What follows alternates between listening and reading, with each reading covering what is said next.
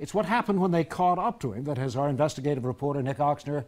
Caught on camera, a Charlotte-Mecklenburg police officer presses a gun to a man's head and threatens to kill him. This happened in March when officers tried to arrest James Yarborough after he ran from police. It's what happened when they caught up to him that has our investigative reporter Nick Oxner asking some questions. I get it. I'll catch that guy. CMPD officers chased James Yarborough for about 4 minutes after he took off running from a traffic stop last March. It took multiple officers to catch him. This is what happened when they did. Stop! I will kill you. That's a gun on the left side of the screen, pressed to Yarborough's head, and an officer threatening to kill him. I will kill you. The only thing I did wrong that day was run. That is the only thing I did wrong that day. Do you regret doing that? Yes, yeah. I regret running. Stop! Hey! Come here! Police stopped a car Yarborough was a passenger in because they say it was connected to a string of larcenies. Yarborough, who's been convicted 3 different times on federal firearms charges, says he ran because he knew the driver of the car had a gun. Something he says he didn't want to be pinned on him. Put your hand behind your back! But he says he wasn't expecting the force officers used when they finally caught him. That moment felt like, it felt like it might have been my last, my last day. Yarborough and the officers struggled for another 3 minutes after the gun was put to his head. The video shows officers punching and elbowing him in an effort to get his hands behind his back until, at one point, an officer points out Yarborough can't move because of the 4 men on top of him. Guys, Dunham, you have to come up so he can get it back there. He's not going anywhere. That has all of the features of excessive use of force. We showed the video to attorney Jake Sussman, who represents clients in police brutality cases. Sussman said this body cam video would make for a compelling case in court that officers used excessive force. I think you show that to 12 people on the street, they would certainly think that there was a problem. It certainly seems like that was an unreasonable use of force. You and the department stand behind Officer Dunham's behavior in that video. We do. But the police say otherwise. Major Stella Patterson heads the department's internal affairs unit. She says the officers in the video didn't do anything wrong. When you look completely at the totality of circumstances, you have to ask yourself, was that reasonable in that situation? And based on everything, it was reasonable. It's reasonable for a police officer to take his pistol and put it up against the temple of someone's head and say that they'll kill that person? Depends on the situation. You have to look at it in totality. When you went to the police academy, were you taught that it's appropriate or okay to press your gun up against someone's head and say, I will kill you? I don't know that we were taught to press the gun up against somebody's head. We were taught that you could point the weapon, and we see that Mr. Officer Dunham does that in the video. That's hard to swallow. People die as a result of that. People are manhandled as a result of that. And that is, whether that's training, whether that's culture within the department, it's terrifying. What would you say to those police officers who were on the ground with you that day? I don't know what I'll say to him. I really don't. Would you say what happened to you was justice? No. What would you call that? A beating. There you go. Now, police charge Yarborough with resisting arrest, assault on a police officer, as well as a weapons charge. All 3 of those charges were dismissed by the district attorney's office, they say, for lack of evidence. Guys, back to you. All right, Nick, thank you. Right now on WBTV.com, we've posted much more of that story online, including the full body cam videos from 2 different officers and more details on CMPD's explanation for why they say this incident was by the book. You can find our prior investigations on our website under the Investigations tab. Just head right now to WBTV.com.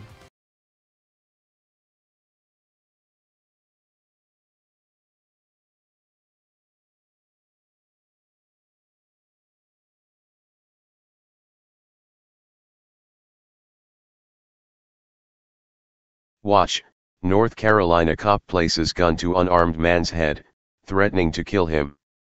Is your shit on? Cut it off, said a North Carolina cop after he and several other cops roughed up a man. Body cam footage released this week shows Charlotte-Mecklenburg police officers punching and elbowing James Yarborough during an arrest while Yarborough was on the ground. One of the officers then puts a gun to Yarborough's head and says, I will kill you. Thankfully, that officer did not make good on his promise, but he later noted in his report that he feared for his life because Yarborough was reaching for his waist. Although the incident occurred in March 2016, the Internal Affairs Department just cleared the case, finding that all officers involved acted appropriately. According to WBTV, police made a traffic stop on a truck Yarborough was the passenger in because the truck was involved in several larcenies. Yarborough casually exited the truck and then took off from police on foot. The driver of the truck had a pistol laying in the truck. Yarborough, being a convicted felon, didn't want to be hit with gun charges, so that is why he ran, he told WBTV News. After a brief foot chase, an officer tackles Yarborough and a struggle ensues. That is when Officer John Dunham puts a gun to Yarborough's head and says, "I will kill you, you understand? Give me your hand, now." Yarborough continued to resist the 4 officers that were on top of him. After an officer tasers Yarborough, he appears to be a bit more compliant, but the officers involved begin to hit and elbow him repeatedly until they get him handcuffed. This is how Dunham described the incident in his report. "At this point I observed him shove his hand towards his waistband. He was completely uncooperative. I believed he was reaching for a gun in an attempt to seriously hurt me or Officer Michaels, knowing that suspects are known to frequently place guns in the front of their waistbands. I drew my pistol and threatened to shoot him."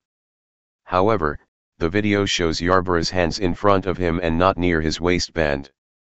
Yarborough was arrested and charged with misdemeanor resisting a public officer, assault on an officer inflicting serious injury, and felon in possession of a firearm.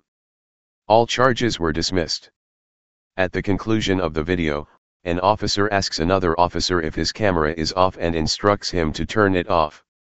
The videos can be seen here.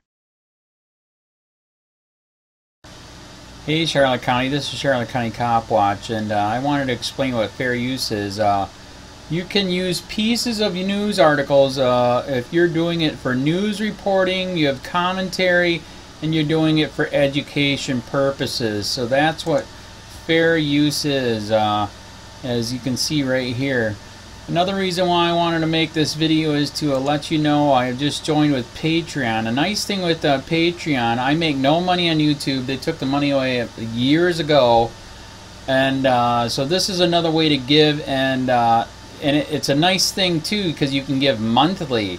You can give $1, $5, $10, whatever. I do 4 to 5 hours a day on trying to wake the sheeple up on how corrupt it is and different ways that you can fight the corruption. So Patreon is a way that you can do it, and then of course the old way is still there. Donate to Charlotte County Cop Watch with PayPal or credit card. So keep that in mind. 4 to 5 hours a day. I make no money, but the corruption happened to me and I'm sick of it, so I'm trying to wake people up. But my wife would love it if if we could get some help out there. There's 47,000 subscribers. Just think if each one of you subscribers just gave let's say actually yes, $1 a month. 47,000 subscribers gave $1 a month. That would be awesome. That's not going to happen. But anyways, that would be great if it did happen. But do the math in your head. Just think about it. Like I said, 4 to 5 hours a day. I get no money from YouTube. YouTube has gone nuts. You can't do anything anymore. They're taking the money away everywhere. So these are a couple different ways that you can still help out with all this time that I put in. And as you know, I'm in a special situation where, at least I can do it, 4 to 5 hours a day. We have a cleaning company during the day. That's what allows me to do this, and we're debt-free. So this is my hobby. I don't go fishing and all that other crap. I try to save the world. So help me out to make the wife happy, man. In fact, if you guys did give $1 a day, and there was 47,000 of you, and you did it, and each of you gave $1, and that was every month, oh my God, yes, I could quit. I could start suing them. Another idea too that we have is, if I got, some funds, we could actually contact everyone that has been ticketed and or arrested and put in jail and start sending them postcards to let them know we're here, and to see if everything went all right, and if it didn't, find out their story. So we could even do more investigations And more lawsuits. Lawsuits take money. So just think about that. You know, 47,000 of you so far right now. You know, $1 a day. I mean, $1 a month on Patreon, or $5 a month Patreon, 10, 20, whatever. Just do the math in your head. Help out. This is a lot of work every single day. Thanks.